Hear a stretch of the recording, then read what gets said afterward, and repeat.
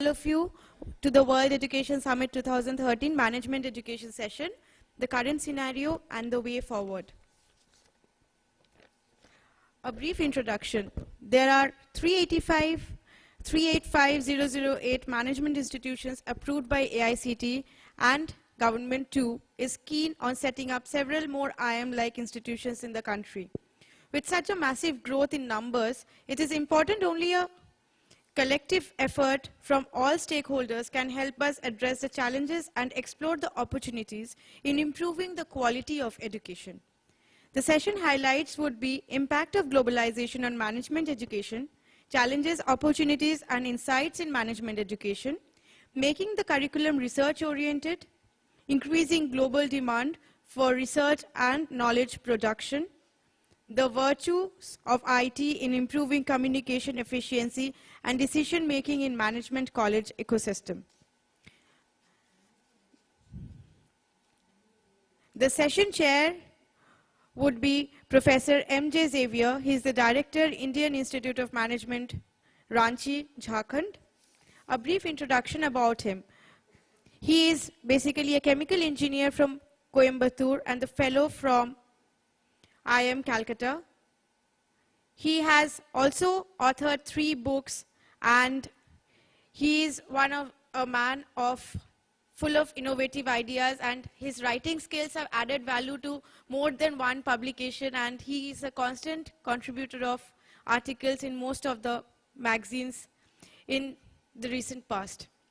So I would like to request Sir to chair the session. And apart from that, we have Dr. M.P. Jaiswal, Chairman, Center for Smart Innovation and Governance, Chairman, Process Renovation Projects, MDI, Gurgaon. Do we have him in the room, sir? Yeah. Yeah, thank you, sir. Professor P. Rameshan, Director, Indian Institute of Management, Rohtak. We have Professor Pankaj Gupta, Director General, Jaipuria Institutes of Management. Madam Rukaiya Joshi, Professor S.P. Jain, Institute of Management and Research, Mumbai. And do we have Professor A.K. Srivastav in the room? Okay, so he was on his way actually, so we would start the session right away, and I would hand over the session to Professor M.J. Xavier from here on.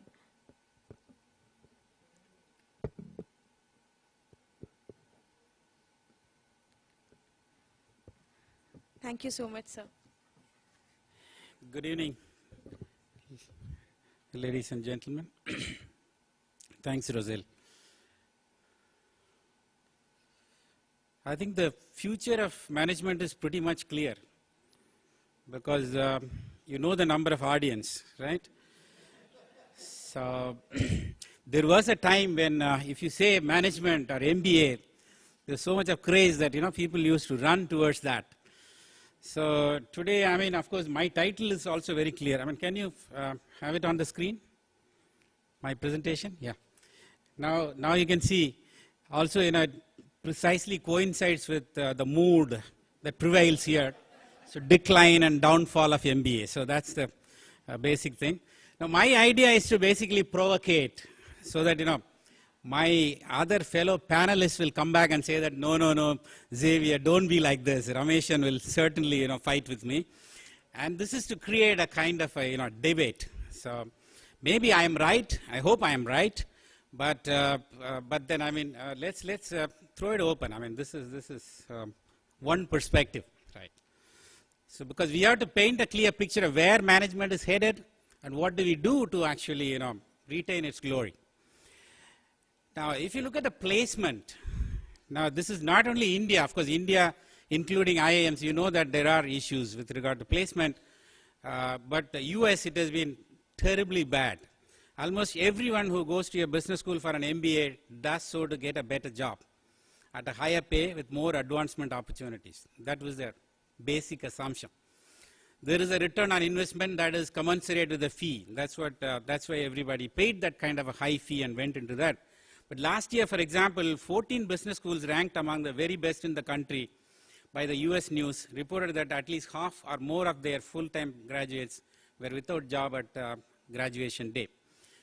The top 3 schools with the most jobless MBAs at graduation were Claremont Graduate University's Drucker School. 87.5% of students did not have a job. And they were unemployed. Thunderbird had 76.1. And of course, Rensselaer Polytechnic had 66.7% students without job. This is news.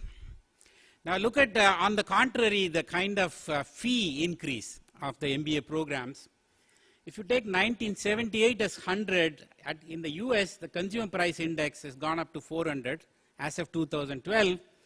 But the college tuition fee has gone up to, this is not only MBA, higher education in general has gone up to 1,200. So you can imagine 12-fold increase in the fee, whereas the general inflation is only 4-fold.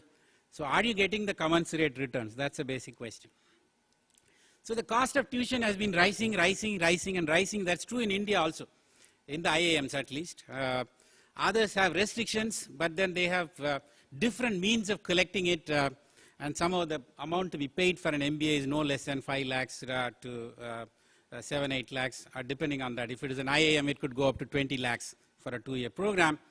But US context, the tuition costs are about 42,000 US dollars per year. So when a student of university graduates, he is already in debt of about 88,000 US dollars. And if the students go without a job, how do they repay it? That's a basic question.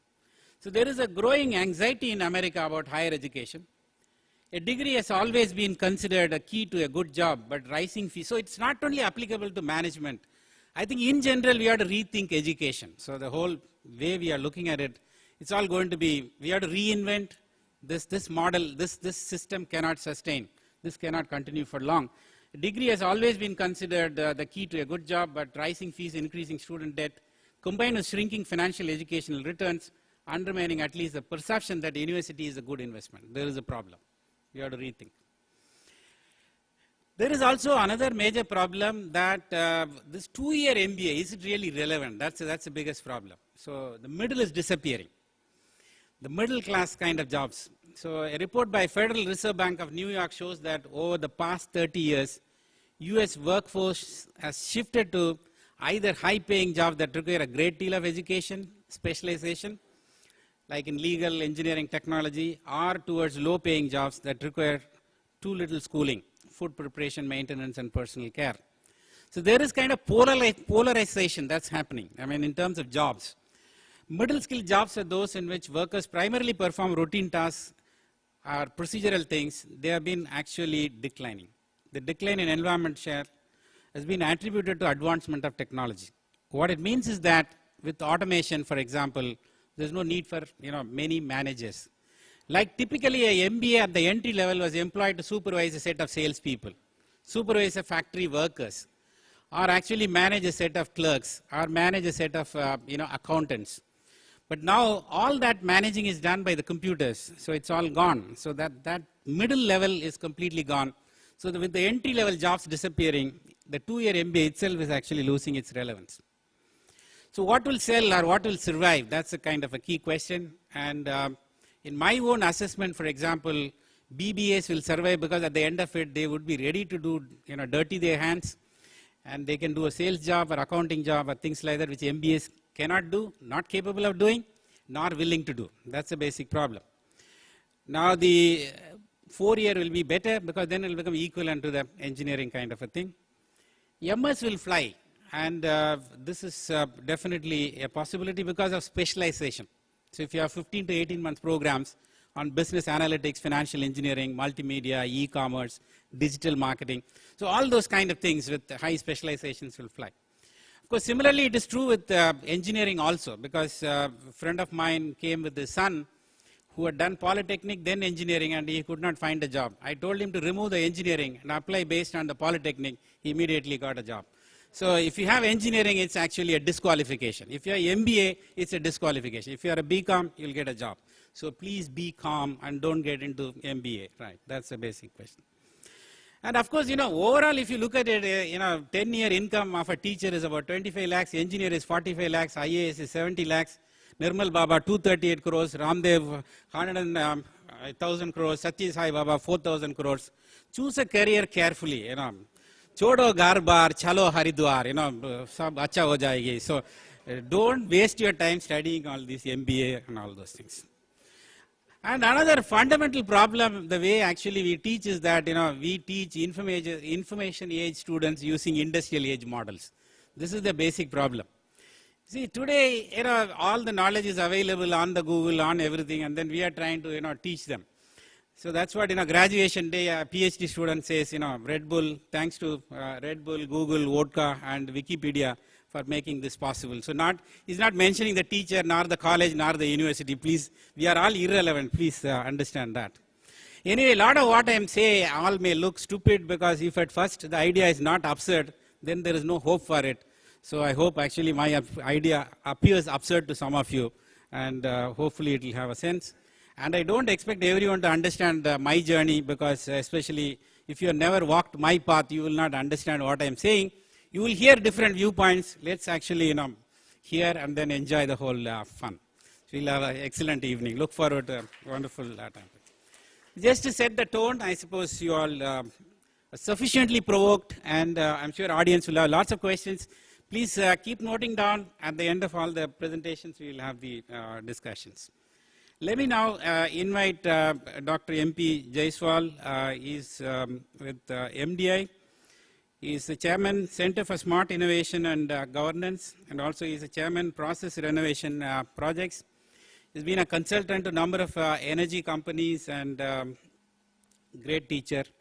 Let's hear from him what he thinks is the future of management education. Come, sir. Welcome.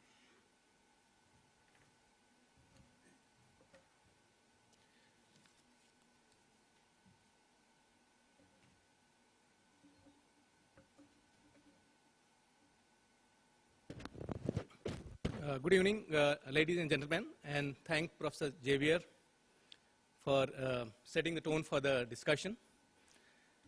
One way I completely agree. There is issues with higher education, and which I would also reiterate. But I have a lot of hope with some different aspects. We can recover the loss what recently we have made. Let me first thank the organizer for organizing a wonderful summit and at least bringing academics, industry, and government together. And I'm sure 2 days there'll be a lot of discussions which will be useful up to some extent. I'll take about 5 to 7 minutes with permission from chair and try to cover 3 aspects of management education. I'll begin from the Indian industry and then get into higher education and then conclude with the management education. As we all have witnessed, the Indian economy has an impressive growth for the last 2 decades, ranging between 6 to 9% of GDP. And this is a result of liberalization initiative taken by Government of India in 1990s, and that has paid off. And as a result, India has emerged to become an important global economic power as well as a preferred destination for locating innovation and R&D centers by many multinational corporations. The global firms are using 3 strategies to source innovation and R&D in India. The first, they are relocating their innovation center directly in India. Many examples are like Google, and you have Microsoft, many firms who have set up their own captive R&D centers in many cities in India. Many of the companies are also having outsourcing their innovations to Indian research organizations. Mahindra, for example, for automobiles, and many others. And also acquiring a lot of entrepreneurial firms from Indian origin. And as a matter of record, about 415 patents from India have been filed during last 15 years by these MNCs, which is, I would say, is one good development because of opening up our economy. However, in terms of two very important parameters, that is, in terms of domestic R&D spending and distribution of R&D effort, India is still in a very early innovation stage. If you want to understand R&D in India, it is about 1% of our GDP we spend as compared to 2% in China and 2.5% in developed part of the world like US and Europe.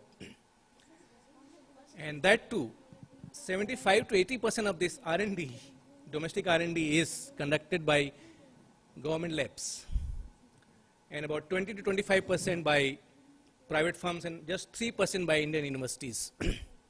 In contrast, average R&D expenditure in OECD countries are by 69% by the private firms, and 18% by the universities, and just 13% by the government. So that is one matter of concern, that how much, I would say that government has done a great job in India in terms of promoting R&D by investing maximum, but the contribution of industry and universities has been very, very low. And most of this research and innovations in India are based out of the borrowed models from Western countries. And it is feared that it may have negated the requirement and participation of majority of Indian population in rural and social sector. Now coming to Indian higher education. So that was about industry. Indian higher education system, which is the third largest in the world after China and US. In fact, China has become #1 now, and has been playing a very significant role in strengthening not only the Indian economy, but also the world economy, as Indian engineers, scientists, and managers are most sought after across the world. The secret behind the success of Indian IT industry is nothing but the quality and quantity of Indian engineering education. However, India's system of higher education, including that of management education, suffers from many limitations. One limitation we all know is our gross enrollment ratio has been struggling between 13 to 16 or 18%, is against the target of government 30%. Most of the top-ranked universities and institutes attract world-class students in India, but do not figure in the top 100 ranked in the global ranking. Indian university has excelled in theoretical research in basic science and in literature, but do not so in applied research in engineering and management.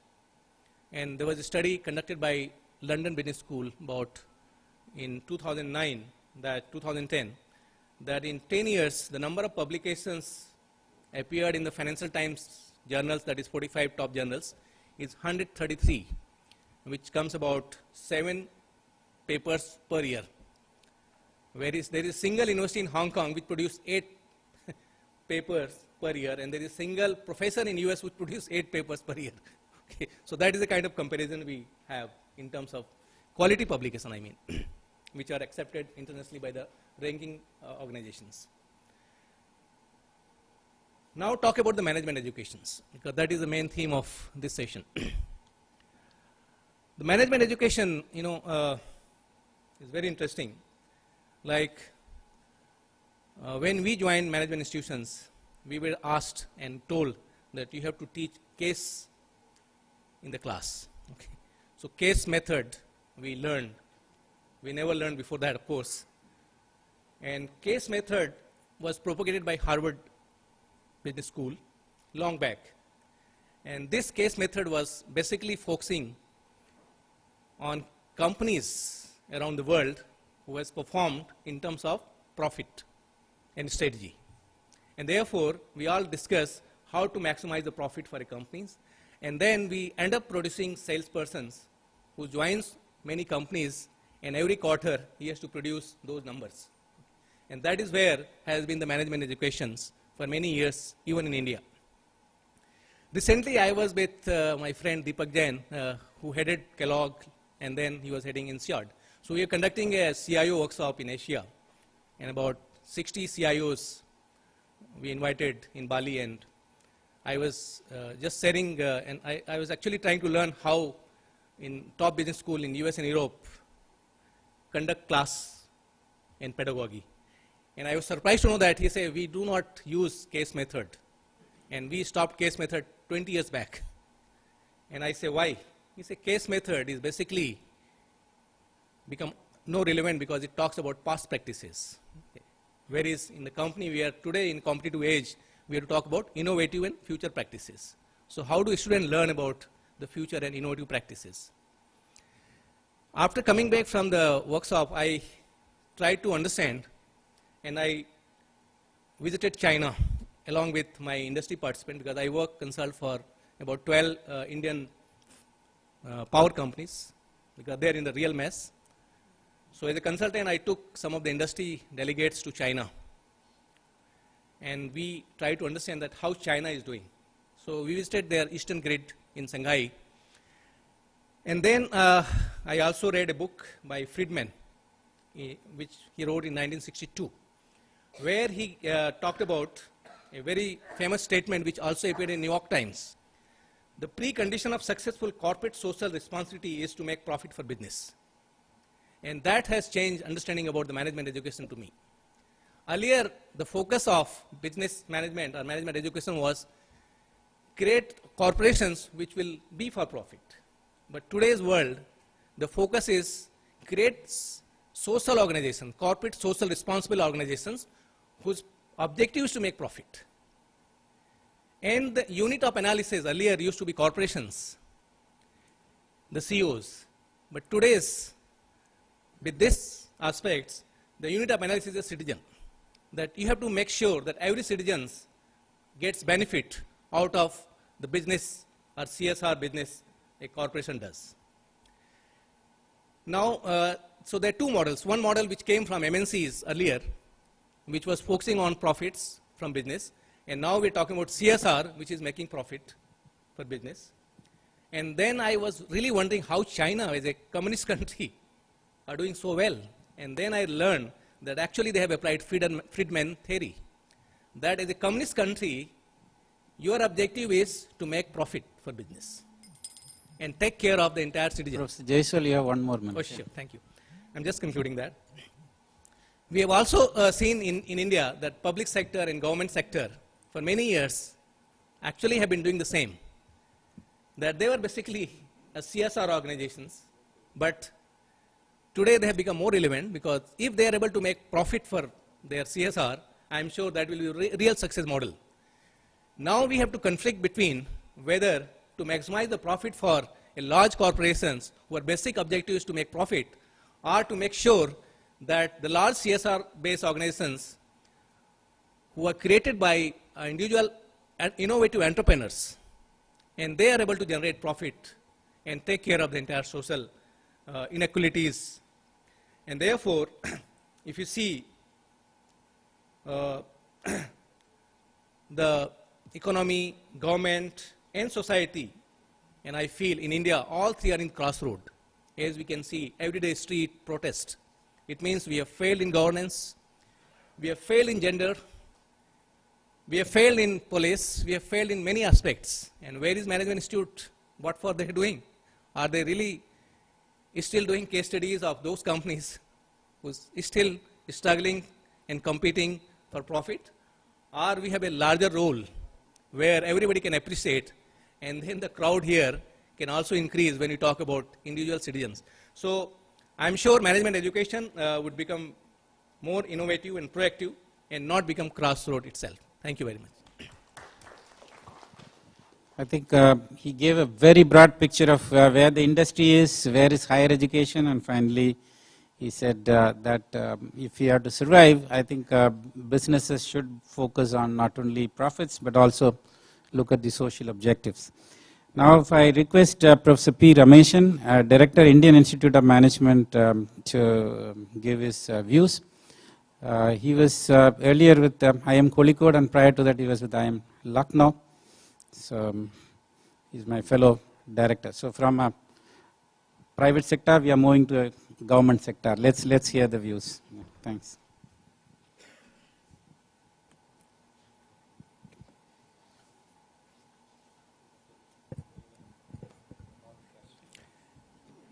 Good afternoon to everyone. When I So the name of Dr. Xavier in the list, I knew he will circulate, he will carry a few more copies of the obituary of MBA. And I was also very happy I will get another opportunity to fight with him. So this has become a routine now. But of course he blunted my edge by saying Rameshan will take up a fight with me. See, we all laughed listening to him saying that MBA is going to be no more very soon. It's like he has also quoted a few disasters on job to support his argument. It's like picking a few accidents on the New Rohtak road, a few accidents on the Madura road, a few accidents on the Hapur road, and then concluding that within the next few months, vehicle sales will be stopped. Nobody is going to buy vehicle. Look at the picture of USA. It is $45,000 per capita income. And where is India? Hardly we have reached $3,000.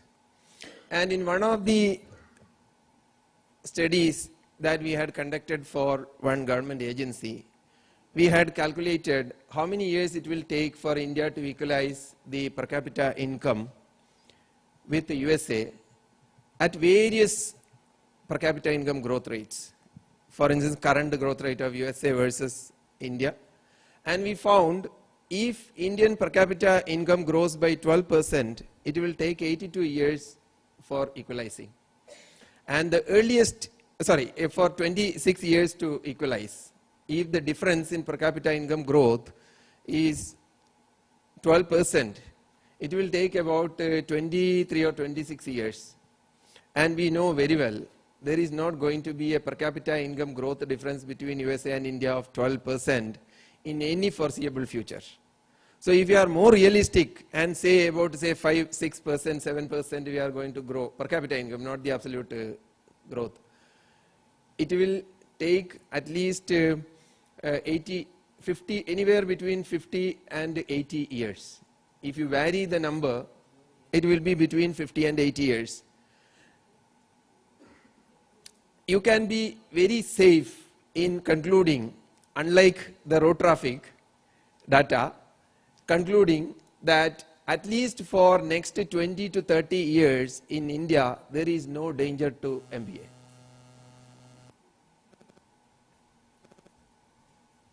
The most important point is that he said technology.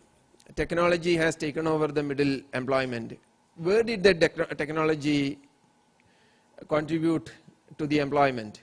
Who are the ones who are providing through technology the services? Maximum job in the technology category has been outsourced to countries like India, China, and so on. And in the last 10, 20 years, our employment has been growing. We have been growing mainly because of this IT and related outsourcing. And in the coming years, more and more such jobs are going to be outsourced because USA, as he rightly said, is moving towards more of value-adding jobs. So it is not that when USA does that, everywhere else in the world, same thing will happen. They have reached a certain stage. We also need to reach that stage for us to experience what they are experiencing today. And the other aspect is that inflation is a factor. The costs have increased, but along with that, what is the increase in the cost of other items of day-to-day life? Food cost, for instance. In the meantime, when the fees increased in IIMs or other private institutions, was the cost of living remaining stagnant? If that is the case, we can say that relatively education has become costlier, including management education. That was not the case. We all know in the last 20 years, the prices have tremendously increased on each and everything, except for a few maybe electronics items, etc. And if we make a comparative analysis, we will find the fees have not grown disproportionately. Maybe in the past, due to government regulations, our fees have been much lower, which got corrected because of the free market mechanism. That is why we feel that suddenly fees have gone up.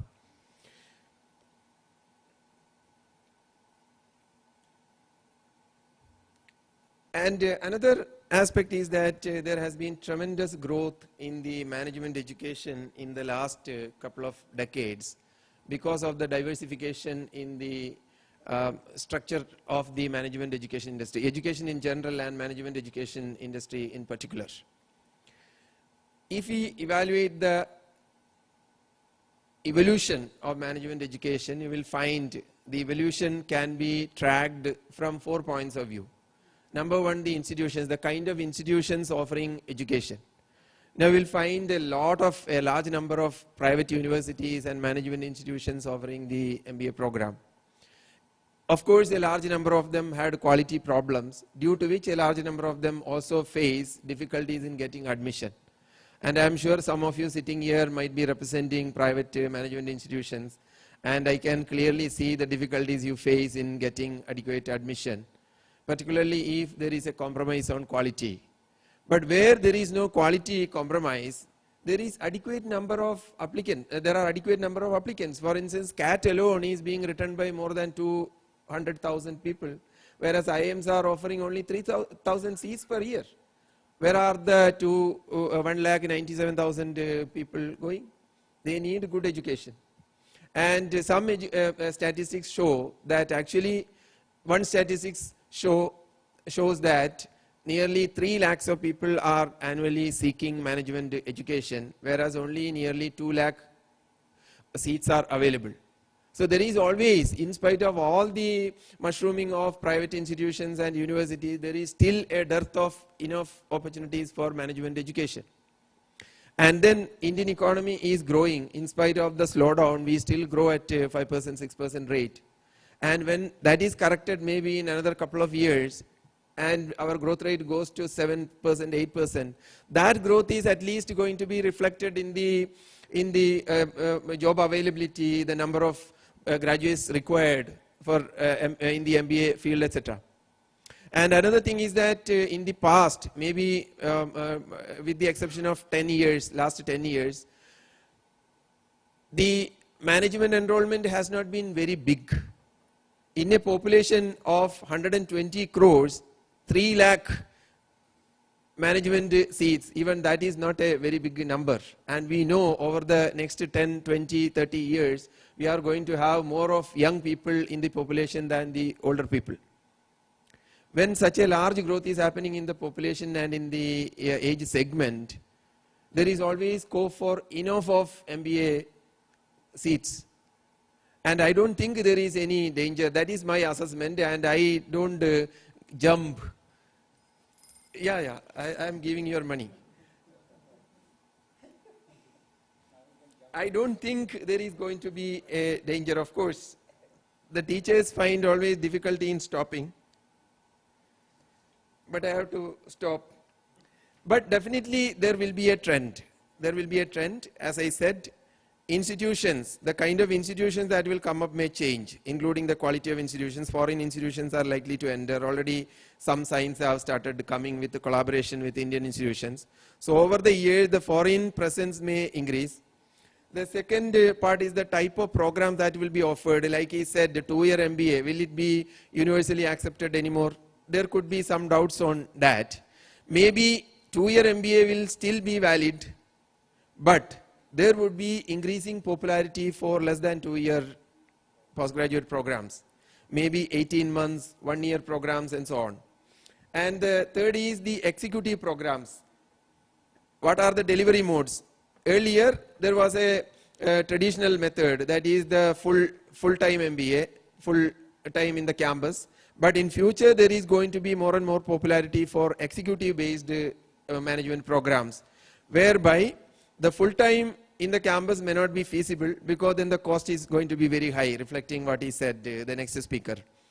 But people will be looking for more convenient programs. Convenient programs would be working executive programs, evening programs, distance learning programs, and so on. and also short-run programs which will be taking care of the time constraints of the MBA management education seekers, their cost, their other conveniences, and so on. Of course, there are a lot of other things to say, but since he has already given the bell, thank you very much. With this, I will conclude. Thank you, Dr. Rameshan. Yeah, that was a good refutal, but finally you agreed that the formats is going to change. I mean, that's what I was saying. I mean, 2-year program is going to go, and others. There will be more others. More others. All right. So let's agree to disagree. And on that note, let me now invite Professor Pankaj Gupta, Director General, Jaipur Institute of Management. He also has IIM pedigree. And of course, if you have this saying that you can have the cake and eat it too. I mean, you can be in the teaching line, still get a good salary. I mean, that's he's an example of that. So from a private sector, one of the youngest and highly paid directors. Welcome you, Dr. Pankaj. Yeah. Come. Come. Let's hear from. Of course, he deserves it, fully deserves it. He was a young, dynamic leader, chosen for very high position at a young age. Yeah. Thank you very much, sir. Thank you.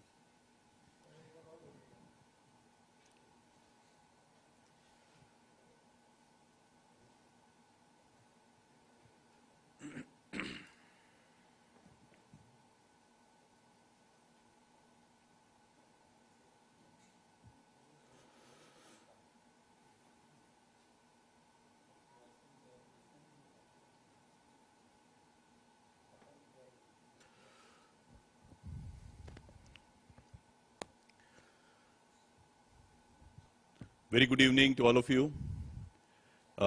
Thank you very much, Professor Xavier, Professor Rameshan, Professor Jaiswal, and Ms. Joshi.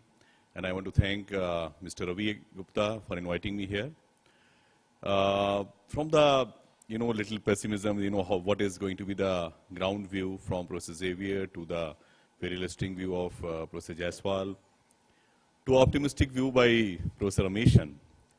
I'll be sharing some of my thought because one of the view which was already mentioned by Professor Rameshan as well as by Professor Xavier, that there is a going to be a huge impact on which colleges are going to survive and which are going to close down. Since I worked in many private sector, including the IMT, IMK, Symbiosis, Educom, so I can share from that experience that there is always a great need for good quality education. And there is always a way how we can make and move the right levers. So then nothing is impossible. When I was with IMT Ghaziabad, when I started my career, when I left my civil service job and joined IMT, then I used to see that each and every place, suppose somebody was doing iron and steel business not doing well, okay, let me open a business school or engineering college, or lakdi ka tal not working, okay, let me open a shiksha ki dukaan, and like that. And there were hardly any people who were like very serious people and who really wanted to be in education, because either they were very passionate about it or they were having the right kind of leaders to lead those initiatives. So one thing consistently I have seen that whenever any institution has failed to deliver the right outcome and the kind of taking care of the customers, then only the problem arises. So I'll be just running through what we all wish that in all the school, the top quality academic delivery, the high quality of faculty and staff, enrichment, engagement, highest level of satisfaction and engagement of students and all stakeholders, national and international accreditations, top internationalization, and we are talking about the integrated school, co-creation of innovative courses and new programs, high impact research and publication in top tier journal, and the high impact research and consulting which is also coming back to the classroom and making a difference in the society. In the morning, we organized a big HR conclave in Hotel Leela in Gurgaon in collaboration with People Matters. And we were discussing with a lot of recruiter, a lot of, vice president HRs. And we were just talking how we are adding value and how we can even create more and more value. So the one common theme everybody was saying that probably your academic thing, theory, are very much not aligned to what they would be doing in their real job. Though many efforts are made, still a lot more still need to be done. Then world-class, conferences, events, FDP, professional development program for faculty members and all. But nobody is thinking about leadership development program even for the directors and deans. Because many times people are under the impression that, okay, I know it all. My cup is already full. When the cup is already full, there is hardly any scope for learning from new people. And we talk about mentoring, but do we think about reverse mentoring, learning from the students and so on? So one of the key factors everywhere is how to increase in a significant way the quality and profile of students. Top corporate relation placement, a lot of things will happen, and both are having a chicken and egg kind of relation. Attracting and retaining high quality faculty like that. And above all, high and significant social impact, as the previous speaker also spoke about. So in order to make this happen, there are so many ways and means. In my different view, as a professor and director, I had different exposure. Now as a director general, I am now heading 4 campuses. Lucknow campus is 18-year-old, Noida 11-year-old, Jaipur 7-year-old, and Indore 3-year-old. So I'm learning a lot of things and co-creating with my directors and how more and more value can be created to all stakeholders. So some of the thought I'll be sharing that what I have been doing there and which already I have done when I was director of Symbiosis and Educom. So we just thought to share some of those things with you. And sustainable growth will not come unless you make money. So some actionable areas I'll be just sharing with you because we can keep talking, we should be doing this and that. So I'm just sharing. We all have read about book of Mr. Datar where he talked about the doing, being and having. So I just want to take it a little step further. We all say knowing, dumping them with knowledge. Okay, you do this. Have you done, how many number of cases you have done, how many things you have done. But before that, have you thought about what is their being? We also know when the student is ready, the teacher appears. And teacher appears in so many forms, not only just from the book or from the teacher. So how much our business schools doing on the being part, how they are being, are they really with a learning attitude, or even the faculty? Because there's again a lot of blame game happens. Okay, I got this quality of a student, then what can I do? Then placement person will say, value addition has not taken place, how can I place them? So if you are being responsible, if you are being accountable, then each and everything will follow. And personally, in my career, the student whom I taught maybe around 20 years back, they are now the CEOs and president of companies. So I see there is a great possibility that even as a teacher, Professor Xavier shared, how much money Babas are making. But the kind of wealth and the kind of goodwill which the teachers create, nobody can match that. Like even in today, in that conference, I met 2 of my students whom I met after 19 years. And it was such a great feeling. So I believe it is really a great privilege to making a difference in somebody's life. And that pleasure nobody else can take. So being present to these kind of possibilities and sharing that with the faculty and making them aware. Like I was in Hotel Sayaji in Indore, and I was just discussing, they had a very high quality customer orientation. And after discussion, I realized that the owner used to drill one point again and again, right from the lower level till the mid level till the senior level. Customer God है, उसको God की तरह treat करना है. अगर वो खुश है, तो सब अच्छा चलेगा. वही चीज अगर हम अपने education में लगाएं, and if we see that okay, my student, my faculty, my staff, how we treat them, and that make a very, very huge impact in the governance and the outcome which are coming out of the school. So we do Thomas profiling, we do their Ruchi Yogita Vishwas test. That what is your natural Ruchi? Do you have a matching Yogita? And how much Vishwas you have to succeed in that line? Okay. Then we do life skills program. You know who you are, what really make you happy, what are things you are passionate about, not really jumping only about money. Then self-awareness. We do a lot of, those kind of camps, discussion, and we try for a lot of holistic development of each and every students. We do a lot of outbound learning program, art of living, so that make them a more holistic individual. Then we create something known as IDP, Individual Development Plan. We know what are the gaps. Right in the beginning, we take their interviews, and after the term one, again, we take their interviews, see where they stand. And then we identify what are the areas required.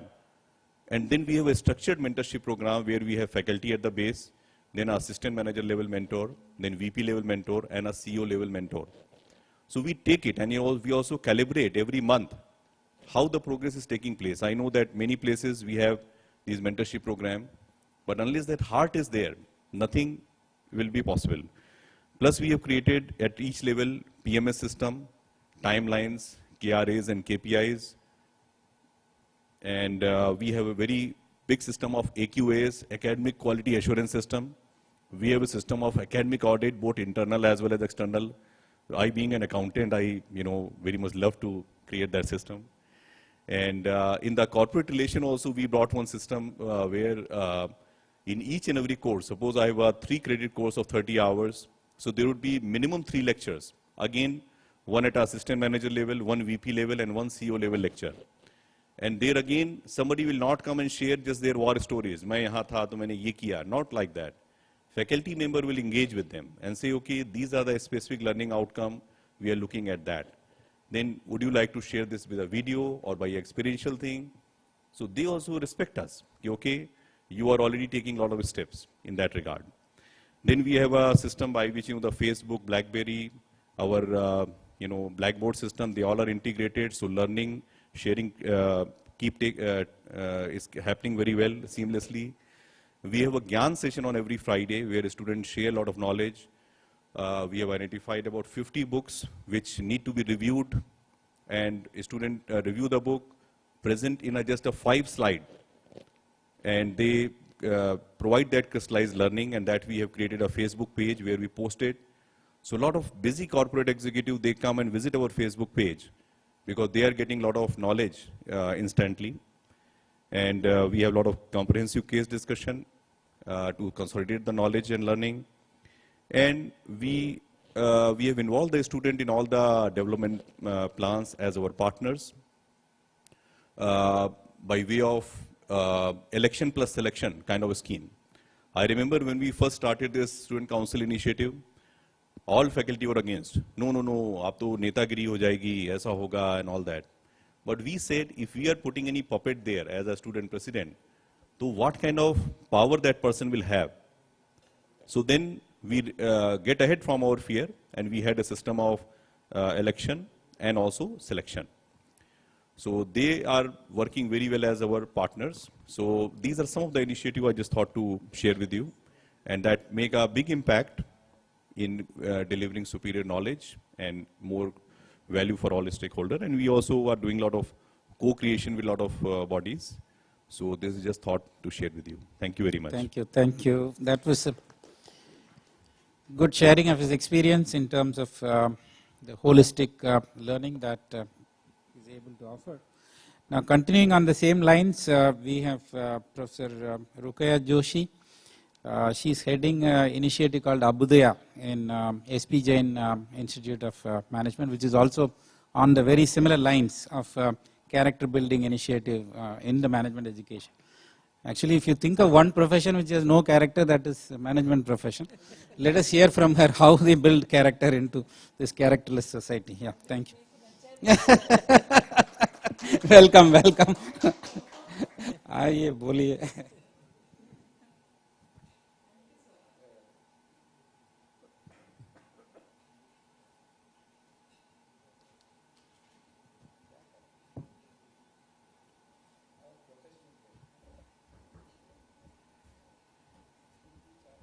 Very good evening to all. Professor Xavier, distinguished panelists. At the outset, let me thank the organizers for giving me this opportunity to be here and to share some of the thoughts on the higher education and management education in particular. Last year around this time, I was in San Diego. More than 1,200 to 1,500 deans and directors of universities, management education were all there. And one common thought, friends, was how to build socially sensitive business leaders for tomorrow. That's a concern. The situation is grim all over the world, and the management educational institutions who prepare the business leaders have to think about what is going wrong. The reference was made by Professor Gupta on Dr. Datar, his book on rethinking MBA, where he's really emphasized that management education will have to focus on being part, where you knowing and doing is something which is happening. The knowledge and skill is being imparted. But as our Dean, Dr. M.L. Shrikant says, that we really do not know how to make them be as human beings, as being there, which is going to make the difference. From morning I'm here, I looked at the topic of the entire summit, which talks about equity, inclusion, and quality at all levels. And equity means equal opportunity to be given to all. Underprivileged, not so haves, and also given equal opportunity to anyone to do whatever that person wants to, wishes to do. It also talks about quality of education. So a lot of change is happening in management education, and I'm sure the advantage of being the last speaker is that a lot of points have been already covered by different speakers, and therefore I would get to talk to you some of the insights as to how we can look at the whole education at a higher level, which is higher education, where it is adult learning. And as adult learning, it is not teaching. It becomes learning. And it becomes learner-centric, where each person is given that particular opportunity and the freedom to learn at that place. So it's rightly pointed out, will a 2-year MBA reduce the dominance? Surely. We already have seen the 1-year MBA, the 15 months MBA, the executive MBA emerging in a very big way. But times to come, as it has been already mentioned, people will say that, well, I only want to learn the supply chain management, and only that. I don't want to learn anything else. Don't give me the entire bouquet. I want this. I want to learn only project management. Give me only that. I don't want to learn anything else. And such customized items, of knowledge is definitely going to emerge. Technology, which has been the major theme of the 2-day summit, is definitely going to change the way we are going to have. It's not simply going to be the videotaped lectures. It's going to be a very interactive kind of a thing that is going to emerge, where there would be a virtual classroom kind of a situation where the teacher and student will have an interaction. Because that human touch, friends, I believe, it may be my personal opinion, that is not going to go away when it comes to education per se.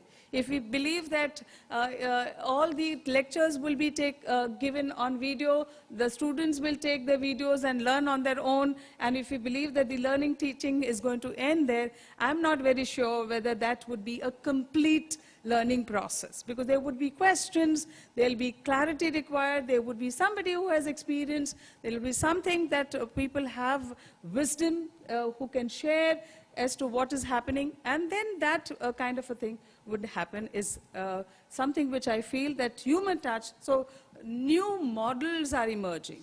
where, as Professor Gupta mentioned, we would have evening classes, or like we have experimented at SPJN, where we have executives coming once in every 3 months. Whatever they learn, they take back to their workplace, they apply there, and they come back, take additional inputs, and some such kind of a thing. A lot of new models are going to emerge in management education per se. Trying to talk about being part of it, friends, and CSR, which has been talked about, I would want to dwell on whether there is a change that is required, whether CSR should remain only as a 2% requirement imposed by government, resisted by the industry, or whether should it be a way of life. And that's where we go back to Mahatma Gandhi, where he says, you be the change that you want to see in the world.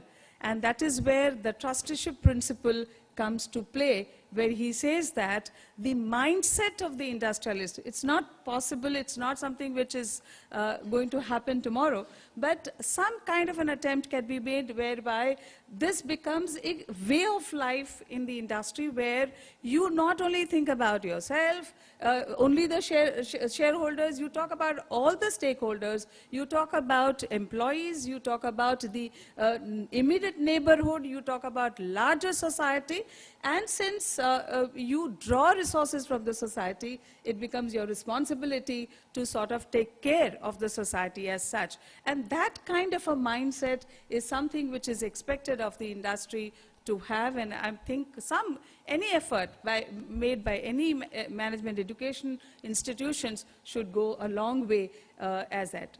Of course, Gandhiji never believed in imposition, so there was no role of the government making 2% compulsory. For him, it was a non-violent, therefore not imposition, and therefore it must come voluntarily from the industry to take up. Dr. Gupta shared with you, and I take this as a platform where I can share good things which some of the institutions are doing. I'm happy to learn from him what all good things he's doing. We as SPJN Institution of Management and Research have an able readership. He says that you need to have courses, and it has to be, some of these have to be shared value. Whether you call it top-down or you call it shared value, but when you share, that culture is built, that becomes a long sustainable thing, and the institution continues to carry out. So we have had a number of such things, and I would want to share with you. In 1994, where our Dean, Dr. Emil Shrikant, said that the students of management must not go to industry and do their internship. They should go to NGO, they should go to Bihar, and in month of May, spend 1 month and try and understand what the situation is there, and learn how management principles can be applied to the NGOs working out there. There was a resistance. But since then, we have been doing this, and today it is a very successful program. Our management graduates spend 6 weeks with NGOs, and it is a win-win situation. NGOs benefit out of their inputs, and the students understand that real India is not at Nariman Point alone, and that is how the learning happens. So a lot of pedagogic innovations have happened. Our students learn administration by participating in administration of our institution. So they manage our admissions. So admissions are not managed by the admission committee as that. The students committee, infrastructure committee, this committee, that committee, they participate and they learn how to influence without authority. And that is how they have been doing. We also have a learning from Bhagavad Gita. And I want to share with you one particular pedagogic innovation which has been introduced. And instead of taking you through the slides, I thought maybe if you can just have a look at it at leisure. This is an innovation called Abhyuday. We were talking about mentoring, reverse mentoring, faculty mentoring the participants. Here, this is preparing socially sensitive business leader for tomorrow, where our students mentor underprivileged children from the neighboring slums. Friends, the experience becomes meaningful if it is lasting. It's not enough to have a half-page press report students going to a beach and cleaning up beach after Ganpati immersion and seeing that, okay, they have done a very good job. It's a good beginning, but it remains a very limited experience. Here, the students mentor the underprivileged child for 1 long year, understand the strength of the child, try and develop that, and hand over the child to the next batch of participants. The child continues to get the mentoring, and that is how we at SP Jain believe in inclusion is the main theme of this particular summit. That we now try and see that how we impact the society in a particular way. The measurement of that is difficult, but we are making an attempt to see how it impacts the self of the student, the management student. More often than not, they come and tell me that they are humbled. They've become non-complaining. When they see that the people live in such hardship for a long period of time, they particularly do that. So this is what I wanted to share with you, that there are a lot of challenges this management education is going through, but some attempts made by some people at different times could be a good thing to happen. And this is what at SP Jain we are doing. Today we have 825 mentors who have spent more than 40,000 mentoring hours mentoring underprivileged children. Friends, it's very difficult to share with you on this dais as to how it is impacting the society, but that is what it is. Thank you so much for giving me this opportunity. Great. Excellent. I think, you know, that need for this holistic development, need for inclusivity. I think private schools are doing a lot. I think our friend Pankaj also mentioned that, and then Madam has shared. There's a lot to learn. I mean, there's a lot that can be done. Now, let me throw it open for discussions. It could be a short comment or it could be a question. Please make it very, very brief. He wanted to start, then I'll give you. Yeah. You have the mic there. Thank you, Chairman.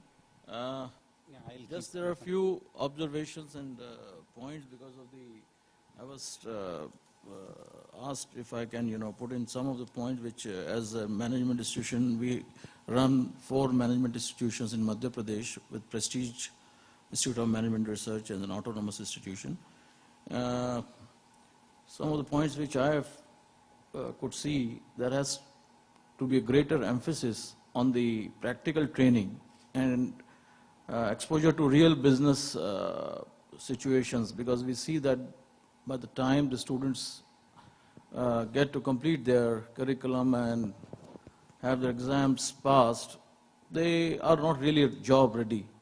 A lot of training is further required to be imparted by those recruiting organizations.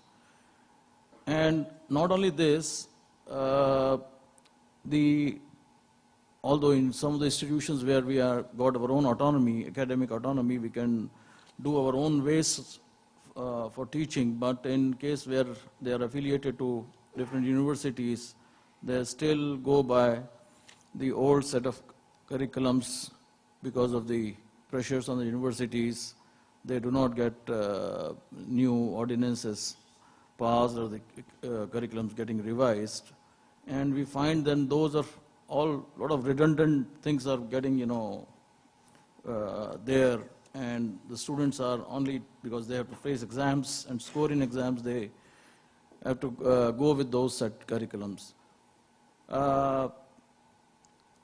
Then another is an entrepreneurship, which I feel is a need of the hour.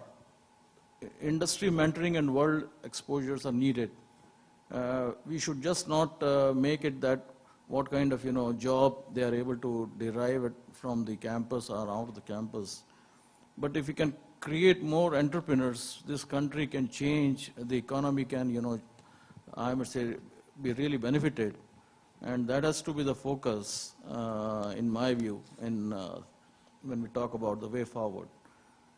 The other thing which generally, has been seen is in the year of automation, students are more fragile, EQ and SQ. Madam very well pointed out the need, how we could make them more sensitive, because what we find that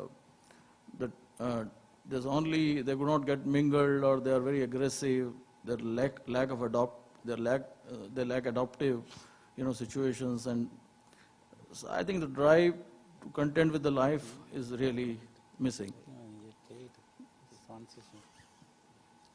We find more, Google has every answer, but how to bring curiosity among the students, that is what is needed.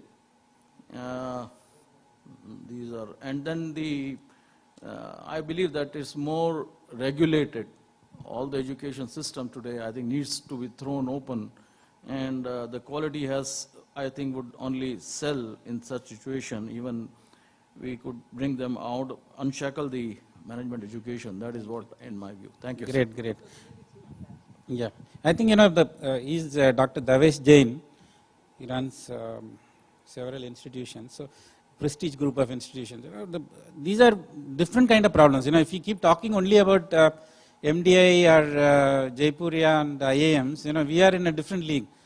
There are problems. We will look at them certainly. Yeah. Yes. Is there? Can you pass on the mic there? Is there someone to? Of course, he's a loud voice, so I can. Yeah. Thanks to the eminent panel over here. So, just a couple of observations is, so while we have on the other side the GR target to hit, we have a lot more things to do. I mean, a lot of people have talked about the improvements. So Professor Xavier came up with a very critical analysis. So we have had a lot of, I think, good participation and different set of ideas. I think one thing that I really believe is basically having an outside-in approach to this entire ecosystem, wherein we create a kind of an experience. I think one that is missing very badly in the higher education fraternity today is how to create an experience probably for the students, for the faculty, for the industry, for the parent. And I think if we can brainstorm together and come up with some innovative ideas through technology enablers, or more focus and thrust upon ICT, and get this kind of an experience component into it, I think a lot more things would be really put in place. I think that's my observation. That was Guru Prasad from Talisma. He represents the IT industry. Now the point is very valid in the sense that, Madam talked a little bit on that. How do you make education personalized, customized, one-to-one? If you do that, then it will become experiential. So why do you want to thrust everything on me? I mean, why do you have to teach from statistics to economics to everything? I want this component, so I'll take that, then it is possible. Absolutely. So if you modularize and then deliver it using IT platform, then it will become more experiential. But what you are adding is that it has to be experiential not only for the student, but for the industry, the parents, the society. So the entire ecosystem has to be engaged. Yeah. So that's possible through social networks and then technology. One more thing is, basically, Professor, today what's happening is, if you look at institutes or universities, they go to industry people like us, or they rather come to us only if there is a placement. There is no continuous engagement process. So, so I mean, our experience has been that, we will be called only once in a year, saying that, why don't you come and interview my students? There has to be a continuous engagement. So I think if we have this in place, I think a lot of issues will be put into rest. Actually, in such conferences, meetings, etc., we are willing to do many things. Once we are back to our place, our own organization is the priority. So I don't think it is going to change. Even when we say that... No, I am not pessimistic. I am not pessimistic. Why I am saying is, when you are looking for supply chain management and so on, you are basically looking for doing your job better. Why? Because I want to be something, I want to do better, I want to earn more money. There are very specific considerations. We are not doing anything for others. For instance, even when we say that as an institution I do many things, actually I am trying to position my own institute in front of others. I am not trying to do something for the humanity, something for the country. Actually, even if I argue, I claim that I am doing everything for the society, country, etc., it's not correct. It's for positioning our own organization. So throughout, we all have selfishness. And if you argue that there is no selfishness, I think that is one of the best selfishness indications. I was selfish in this question. Very by the nice, way. very nice, yeah. You want to...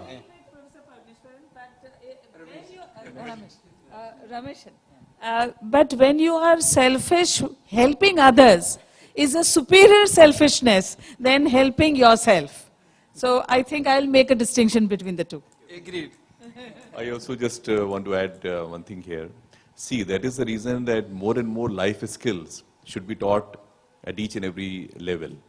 I remember when I was in Symbiosis, and we did a study on terrorists, and we realized it was under Dr. Mr. T.N. Session. We came out that in Bangalore jail, around 70% of the terrorists, they were engineers. And then there was a transformation program done by Shri Ravi Shankar for them. Then he shared a very nice model of, he took it from Saraswati ji, that what are the symbol. So like Gan, Veena, Gyan, Pustak, and Dhyan, this mala. So he said, unless you make a combination of the three, which will be a combination of left and right brain, not only just teaching, but also singing, poetry, dancing, those kind of clubs, self-awareness, meditation, silence, camps. So unless we inculcate that, I recently went to Chicago for a lecture. So there I talked to one student, when you were most happy. He said, when I got placed $140,000. So I said, when you were very unhappy. He said, at the same time, when I heard my girlfriend has got $170,000. So many times it happens, people just take a higher paying job, although their heart is not there. So how we can, turn them towards the right calling? कि अगर तेंदुलकर है तो उसको cricket में ही जानना है, उसको अमिताभ बच्चन नहीं बनना है. So that is why there's Ruchi, Yogita, Vishwas, and individual mentoring and life skill that will play a lot of role. Good, good. I think we are going back to the old Gurukula system. Yeah, let's hear from him. Yeah. We have to go back, to using IT. My name is Ishan. I run an online education company, Educart. I want to share on what Professor Pankaj said earlier. I think one thing which is clearly missing in Indian education, especially management education, is the emphasis on OB lectures. So I was sharing with Professor Xavier earlier today morning that in my third semester at Stanford, I had 5 classes: negotiation, leadership, acting with power, negotiation 2, and interpersonal dynamics. And the running joke I have with my co-founder of the company, who is an IIM graduate, is that we had 15 electives in OB at university and leadership. And I think that really, I wouldn't get a job in most colleges here if my semester sheet showed that I took classes which are considered as fluff. But to me today, 4 years passing out of school, that is the only stuff I use in my capacity of a CEO of a company. The negotiation class, the leadership class, the accounting, the finance. There are people who can do that, and they are really, really good at that. So I think that I wish that schools right from, and I know IIMs have some classes, but I wish that that increases in number. And for other institutes, it's in fact even more important to develop those life skills and sort of OB classes. I know it's not very easy. I mean, just to comment on that. Today students come in and they say that, why do you want me to learn OB or marketing, anything? Give me all finance courses. I want to become an analyst and earn 1 crore salary. So I think, there is one side is this job orientation. Other side is we are talking about total human development, holistic development. And all that we are still talking about only the elitist. We are still not inclusive, though of course you have done some mentoring here and there. Are we taking management education to the rural masses? Now, is there any initiative? I mean, that's something you need to look at. Yeah. Can you have the mic passed on there? Yes. Honestly, I'd forgotten that I did my MBA. I went on to do my MBA. I mean, honestly, midway through the program, I said I'm going to start off with my own firm, so came back here. So never went into the corporate sector. Now, why I'm saying that is that I think MBA, I mean, business schools probably should look at what's happening at the country's level, and then maybe bring in programs that will suit the requirement. Why I'm saying that is that today I don't think corporates believe that their next managers come from an MBA school. They probably can build and nurture them inside. Entrepreneurship, as somebody mentioned, if you can bring that in, that is what the country needs. And managers are not just about middle-level management. They need to manage, lead bigger things. So if you can bring in that kind of ecosystem inside schools, I think it'll help. I would want to answer Professor Xavier, whether I be taking MBA to rural sector. A little different attempt is being made by our institute, where we have got an executive MBA program for the social sector executives who actually come from development sector, from villages. Okay, that's a good Which idea. is an 18 months executive modular program.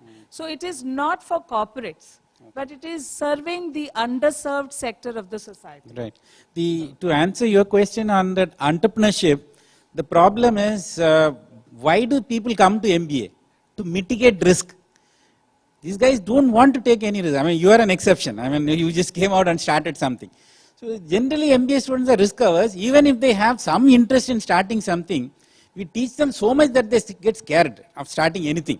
So MBA is actually anti-entrepreneurship. So we have to start a different kind of program for actually creating entrepreneurs. And we should target different set of people. Not these kind of middle level, what do you call that, middle income people. When they come, they want a job. They don't want to do anything. I mean, we should go to school dropouts, college dropouts. Another thing could probably be more PPP. I mean, the public-private programs and MBA students probably becoming part of that, I think is another paradigm shift that probably schools can bring in.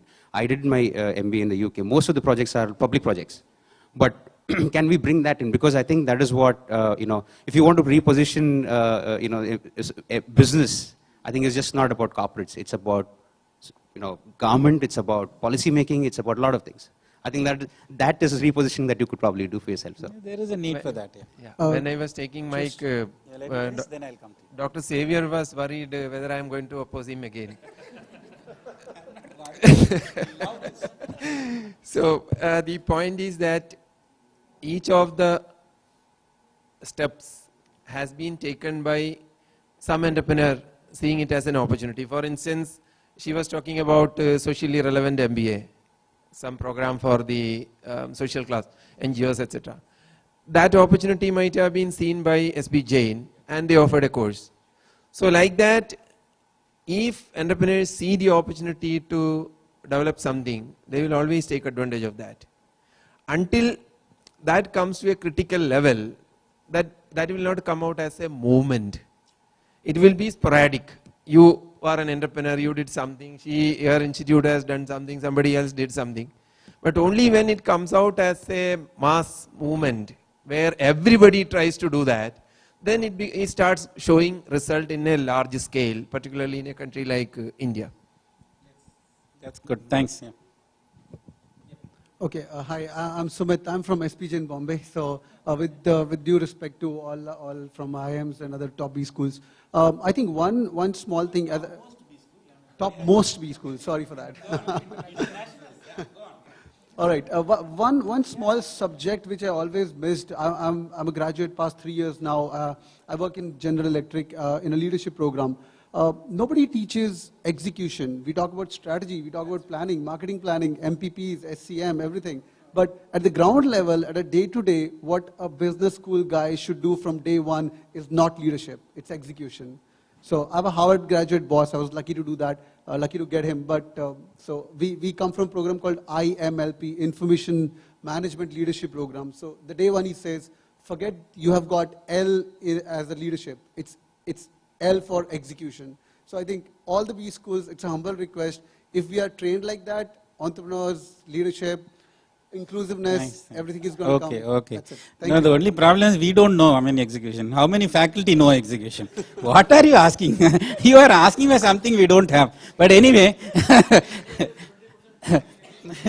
but how many of the faculty have industry experience? You tell me. So I was in industry for 10 years, so I know what is execution. Otherwise, it's difficult to. They're also difficult to teach. But anyway, let me ask you. Fundamental question is: what for do you take any education? Is it for job? I mean, do you want to make him industry ready, or do you want to make him a thinker, or do you want to make him a better human being? I think there are much broader objectives of education. Today we are trivializing it and we are saying that, you have to prepare them for job. Day one, you should start contributing money. Everything is driven by actually market. That Bania mentality is what killing the whole thing. I think, we need to think in a much broader level, give them that philosophical foundations, give them that thinking ability, give them that social sensitivity. They will learn execution, they will learn everything, they will do much better than becoming actually totally focused on this money, and money. That's very important. Let me give a brief optimistic view on this. Of course, he is doing a good job on the other side. When we get a driving license, we actually don't learn driving. It's only after we start driving, we actually learn how to really drive, how to overcome difficulties, how to take a turn properly, how to go around the vehicles. So like that, your MBA is a license for you to do something. Then actually doing, you must learn. Everything cannot be taught. Make some accidents and learn. Yeah. Any questions on this side? Yeah, I have a question on entrepreneurship as well. My name is Nataraj. I graduated from Wharton School. The thing here is, if I look at most of the management schools are separate in the sense that they do not interact with their engineering or science schools. If you look at IIMs, they should probably work with IITs because IITs can come up with some kind of innovative ideas, but they do have need for some kind of a management folks to take on to it. Probably structure it really well to get more startups coming on. So any initiative from IIMs or IITs to collaborate with each other would be a great initiative. Yeah, you want that? You agree with that? We are doing it. I have an experience of Stanford doing it.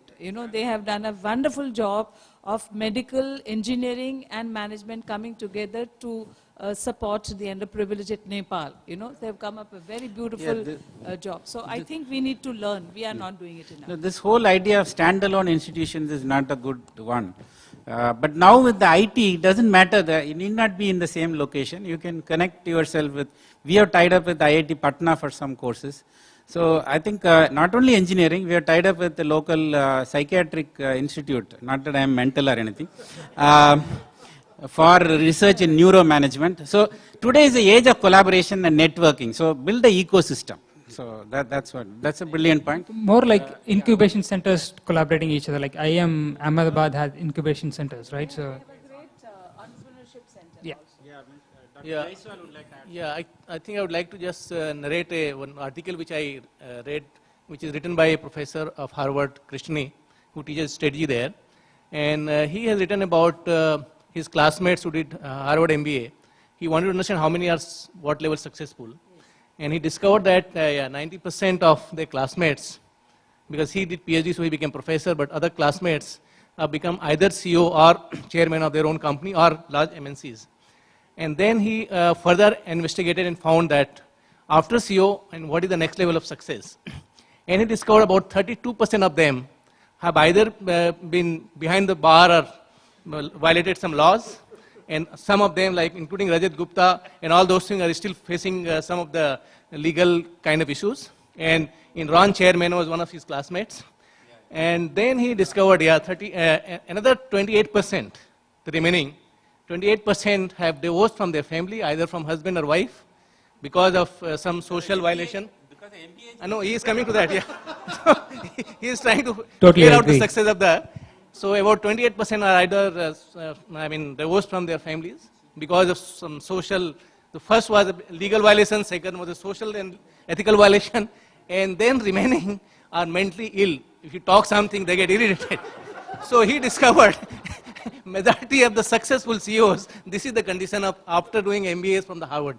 So you have to understand what kind of education we are providing from that. And we use Harvard cases. No, actually that professor might have been Xavier's guru. No. Send them all to Ranchi, city of mental asylums. Yeah, this side, why don't you ask? Leftists are not active at all. Only the rightists are. Anybody from this side? Madam, you want to ask something? No? No ladies are asking any question. This side, ladies, any? lady was answering it. I know, that is So true. there is representation. Any other questions? Should we sum it up? Would the panelists want to add anything? Anything you want to? Yeah. I think most of things already have been said, and but just one thing I wanted to add. There's a lot of wisdom in the literature. Like the Kabir, J. Krishnamurti, Osho, and all that. So that also can be a very enabling factor. I believe some organizations are doing it. Professor Manikutty used to do it long back in IIM Ahmedabad. Now Harvard, Yale, they have started. Recently there was an article in ET also. So I believe that will also be a very good idea to connect to the roots and making some difference. Because I believe that no matter whatever money you can have, because the way you study Professor Jaiswal was quoting, I was also quoting, rather I was experiencing some of my batchmates who got into the 93 batch in UP Cadre. So many of them got tons of money. But when I asked them, okay, are you really happy? They are not able to say that. So I believe the inner satisfaction and joy which lies within all of us, that if you are able to ignite in each and every student and taking a very, very personalized view, that will make a big difference. Thank you.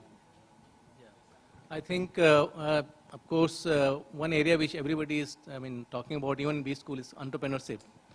And we are increasingly finding that those who are left out, who don't get any job, then we say, get into incubation lab. This is not done because, you can't ask, bird to jump and frog to fly, because those students who are coming are basically coming for jobs. They're not coming for entrepreneurship. So it is wrong to say that we have to teach entrepreneurship, they have to become entrepreneurship. However, I see a very large chunk of people who really need entrepreneurship educations, and starting from an auto driver. He's an entrepreneur, he buys the auto, he finances it, then he has to run operations, marketing, everything he has to do. Then small shopkeepers, he's also an entrepreneur, small farmers. I think this is the great number where I think B school must focus and create a very high value in the society. And that is where I think we should do entrepreneurship, not those who are coming for job seeking and not capable of doing entrepreneurship. Yeah. So that is what is my submission. There are people with MBA here, those who are working for institutions with MBA. Don't feel gloomy at the end of this discussion. Don't be pessimistic, but be realistic. You can add a little bit of optimism. Even after saying all these things, Dr. Xavier will go back and launch new programs in management. He will increase the seats in the MBA program, PGDM program. All these things he will do. So please don't get discouraged by the gloomy picture. Have faith in the management education.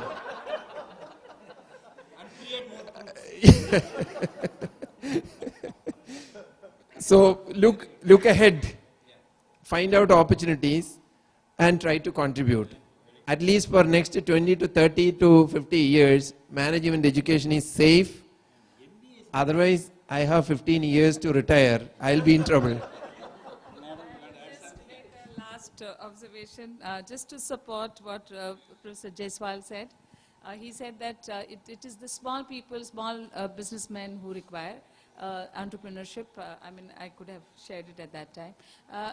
At SP Jain, we have a Center for Family Managed Business, where we teach a course for these children of entrepreneurs, fathers of entrepreneurs, mothers of entrepreneurs, and also employees of the entrepreneurs. So it is a holistic kind of a thing. And I think it's a trend. ISB has started family managed business. Other B schools have done.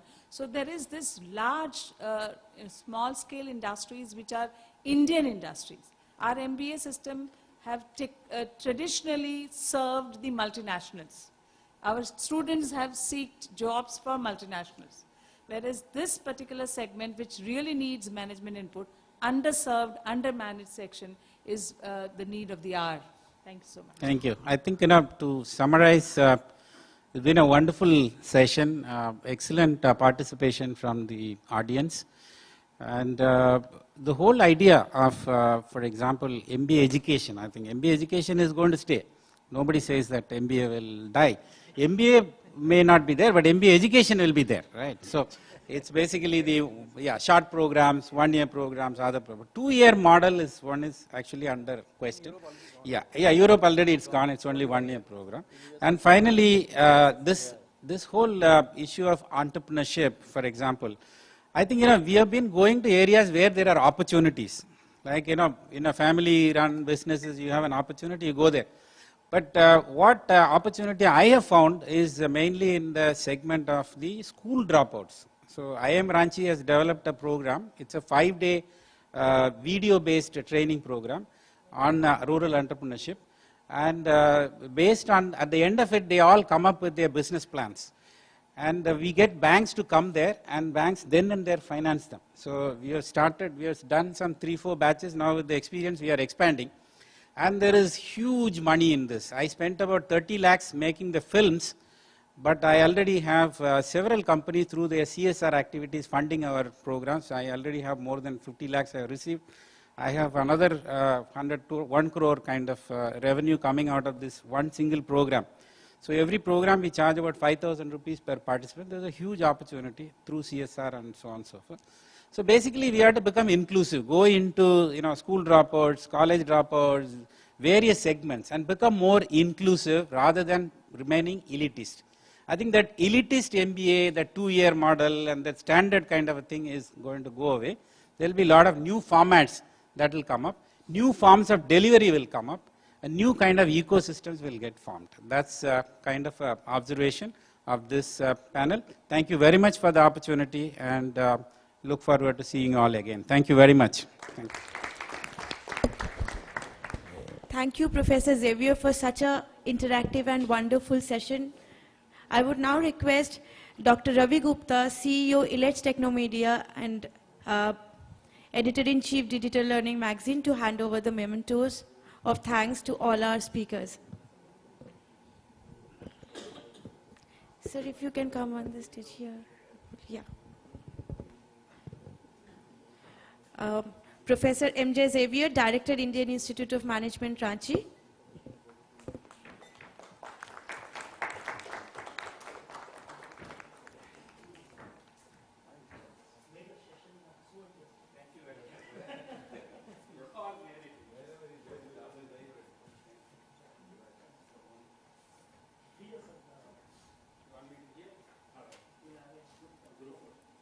Dr. M.P. Jaiswal, Chairman, Center for Smart Innovation and Governance, Chairman, Process Renovation Projects, MDI, Gurgaon. Can we have a big round of applause for all these speakers, because they made this session so interesting.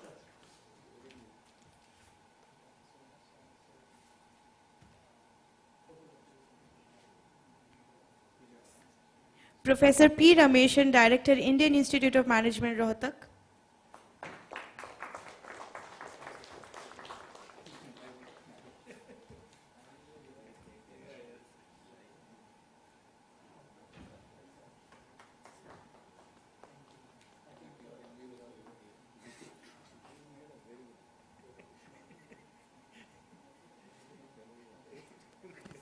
Professor Pankaj Gupta, Director General, Jaipuria Institutes of Management.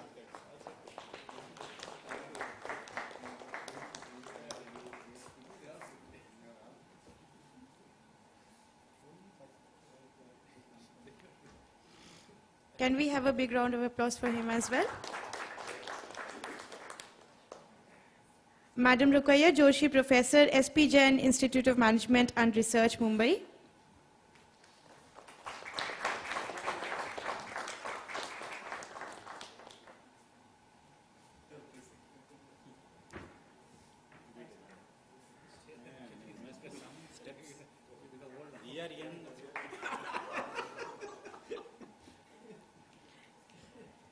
One group photograph.